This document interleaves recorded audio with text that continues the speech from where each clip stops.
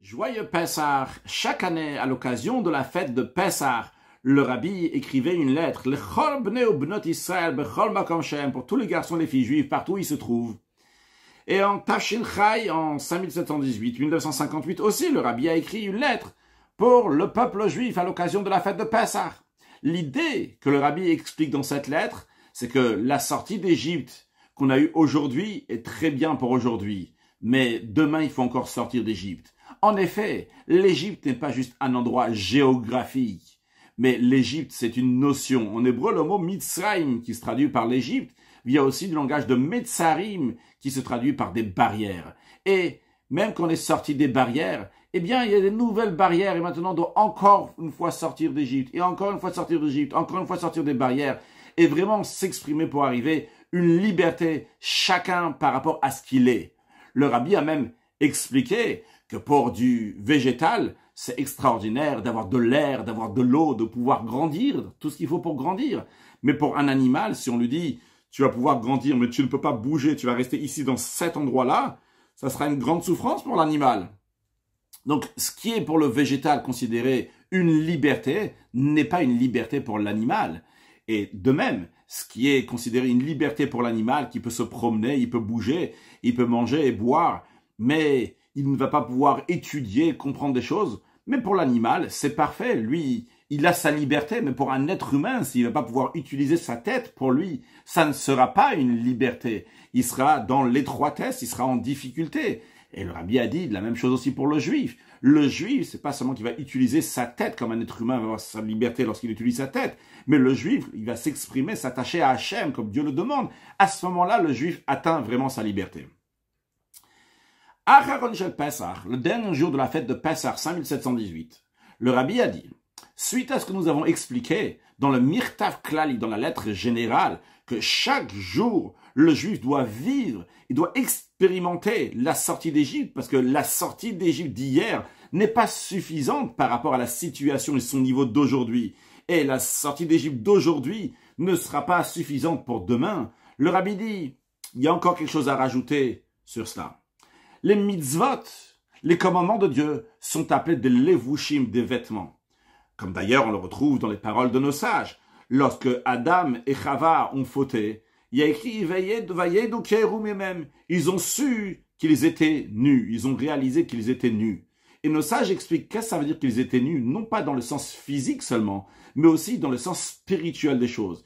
Ils ont réalisé qu'ils avaient une seule mitzvah, un seul commandement que Dieu leur avait donné, c'était de ne pas manger de l'arbre de la connaissance. Et maintenant, ils s'en étaient dévêtus, ils avaient enlevé ce vêtement. Qu'est-ce qu'on voit de ces paroles de nos sages?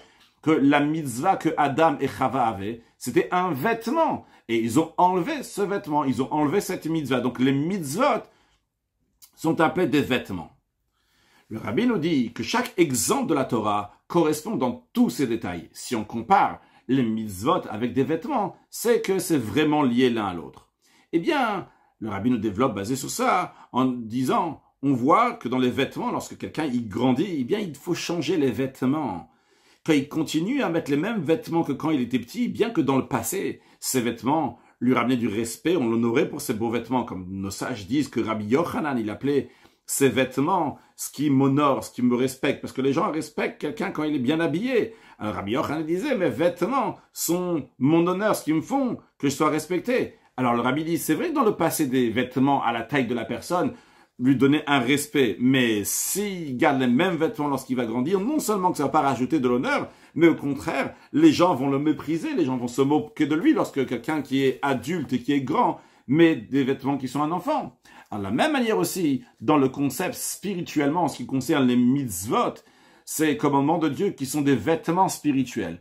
De plus en plus que la personne, elle grandit spirituellement, de la même manière aussi, il doit agrandir ses vêtements, il doit agrandir ses mitzvot, ses commandements.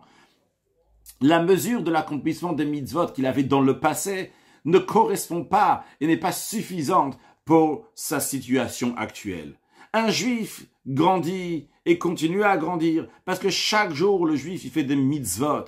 Et chaque mitzvah qu'il fait, il s'élève et il se sanctifie. Et en vérité, c'est une élévation qui est si grande, qui est une élévation qui est illimitée. Parce qu'une mitzvah vient du langage de tzavta. Tzavta qui veut dire un attachement, c'est-à-dire dans le sens littéral, une mitzvah c'est un ordre, mais dans le sens plus large du terme, mitzvah du langage de Tzavta, c'est un attachement du juif avec Dieu, que Dieu est tout à fait illimité.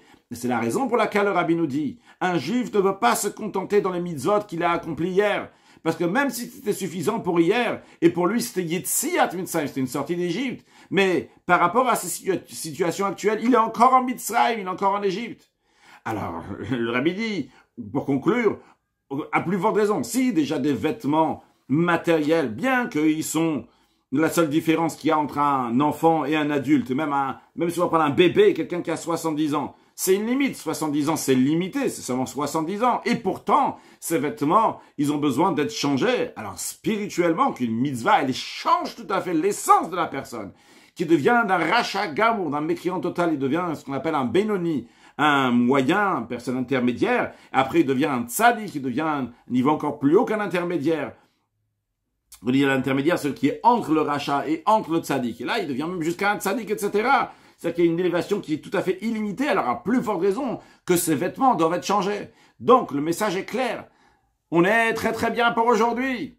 On espère en tous les cas, sûrement. Mais pour demain, c'est pas suffisant. Il faut sortir d'Égypte, parce que ce qui est aujourd'hui une sortie d'Égypte, demain, c'est encore l'Égypte. Il faut rajouter des actes de bonté, de bienfaisance et tout faire pour accueillir Mashiach now. Joyeux Pessah.